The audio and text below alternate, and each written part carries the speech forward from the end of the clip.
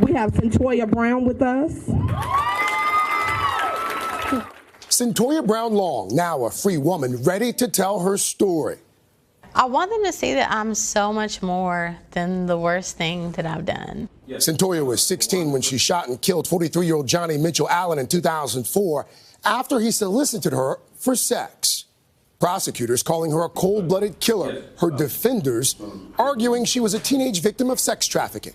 Brown was tried as an adult and sentenced to life in prison with parole possible in 50 years. Her case sparking demands for justice by celebrities like Kim Kardashian, Rihanna, LeBron James, all giving life to the hashtag Free Cyntoia Brown. I'm not saying I deserve anything. I'm asking for mercy. In January, after a decade and a half in prison, Cyntoia got the call she'd been waiting for. Then Tennessee Governor Bill Haslam commuting her life sentence, highlighting what he called the extraordinary steps Ms. Brown has taken to rebuild her life. The 31-year-old earning a high school diploma and college degree in prison while mentoring other young offenders. Now, Brown-Long is sharing her story. I think it's important that all of you know what happened with me so you can prevent it from happening to yourselves. She's making the most of her freedom while enjoying time with her family and husband, recording artist Jay Long. God made all this, baby. Cyntoia, grateful for her second chance. It's an honor to actually be a picture of what rehabilitation looks like, of what it looks like when we do give people a second chance. And Cyntoia is with us this morning. So good to see you. Thank you. So good to see you. The book. Let's start there because it is it's gripping and it's very detailed. It's graphic. It's raw. Physical abuse, sexual abuse, multiple rapes. I'm thumbing through the book and I'm wondering how did she even survive? Forget surviving prison. How did you survive before that? Yeah, you know, I often say that if you take away nothing from hearing my story, it's just take away that I'm here by the grace of God. Because looking back over everything that I came through, I shouldn't be here right now. I shouldn't be here. I shouldn't even be alive, you know. So. You started writing the book in prison. Mm-hmm. Did you find the process cathartic as you retold your story on those pages? Did you find that the process itself was helpful, or was it more painful?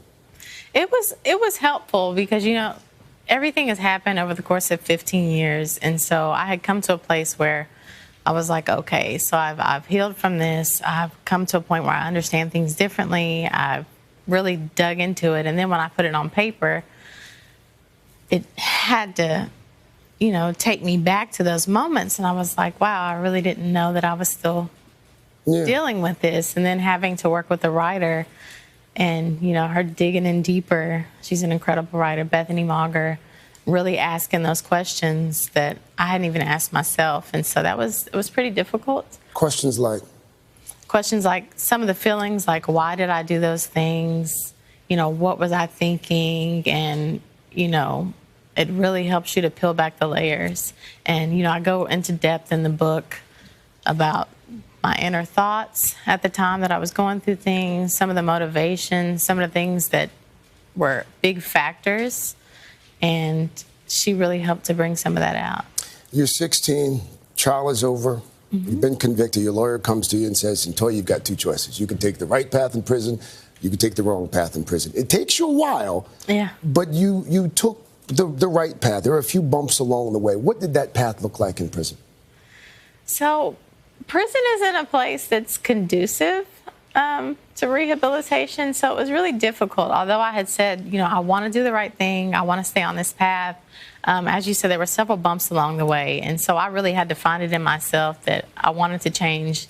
I had to realize that my actions were affecting other people, and I had to really, really want that change.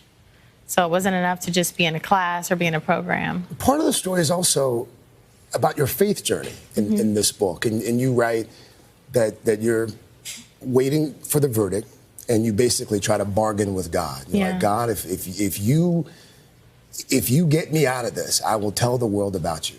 Oh, yeah. And you were sentenced to prison, and in that moment, you found out that's not how God works. Yeah, well, you know, in that moment, I started to think, well, maybe I went about this the wrong way. Maybe this isn't, true. And it took years for me to actually, develop a relationship with Jesus. And when I started that process, that's when I started to see God doesn't work on my time. His will is not my will. And so I started looking back over everything and how it played out. And it was like, wow, number one, he saved my life by putting me where I am. And he's given me a testimony that can help other girls avoid being where I am. It can help free other people through my freedom. And so, in a way, he did answer that prayer. We have a statement about your release from Johnny Allen's family. I want to read it. It reads in part, quote, "We are at a loss for words. I know we feel like the judicial system has failed again for victims everywhere." If the family and friends of Johnny Allen, the man that you shot and killed, if they're watching this morning, what would you say to them? I would just let them know that, number one, the way they feel is completely understandable. I don't think that we can tell someone how to feel when they've been through something like that. And I completely understand, they've lost a loved one. I took that person from them. And, of course, I would tell them that I apologize. If they would ever want an opportunity to speak with me, I'd be more than happy to. You talk to them? I would. You write toward the end of the book about life on the outside, what you think life when you get out of prison is going to be like. Has it been like what you thought it would be like? It's been better. Really? Yes, it's been amazing. What's been the best part?